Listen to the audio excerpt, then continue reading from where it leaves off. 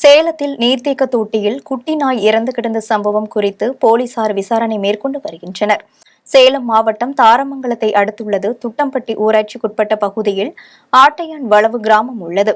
இந்த பகுதியில் அமைந்துள்ள மிகப்பெரிய நீர்த்தேக்க தொட்டியில் இருந்து சுற்று வட்டார கிராமங்களுக்கும் குடிநீர் செல்கிறது. மேலும் வட்டார அரசு பள்ளி கூடங்களுக்கும் இந்த நீர்தான் பயன்படுத்தப்படுகிறது. இந்நிலையில் ஆபரேட்டர் அமாசி என்பவர் வழக்கம் போல் நீர்த்தேக்க தொட்டியின் மேலே ஏறி பார்த்தபோது தொட்டிக்குள் ஒரு குட்டி நாய் இறந்த நிலையில் மிதந்து கொண்டிருந்தது. இதனை கண்ட ஆபரேட்டர் அதிர்ச்சியடைந்து கூச்சலிட்டதை அடுத்து அங்கே ஊர் மக்கள் கூடினர். இதனையடுத்து தகவல் அறிந்து வந்த தாரமங்கலம் காவல்துறையினர் நீர்த்தேக்க தொட்டியை பார்வையிட்டு தீவிர விசாரணையில் ஈடுபட்டனர். நான் இந்த ஆட்டையான் வட்டம் தேங்கு செம்புக்கு நான் ஆப்ரேட்டர் வேலை செஞ்சுட்டு இருக்கிறேன். ஒரு ரெண்டு காலமாக செஞ்சுட்டு இருக்கிறேன். காலையில் 5:30 மணிக்கு வந்து நான் தண்ணி எடுத்தோட டேங்கு நம்பி வச்சான்னு ஏறி மேலே பார்த்தேன்.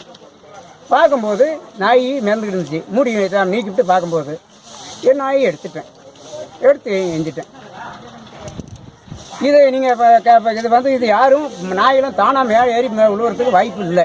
இது யாரையும் சதி வேலை செஞ்சுருக்கிறாங்க.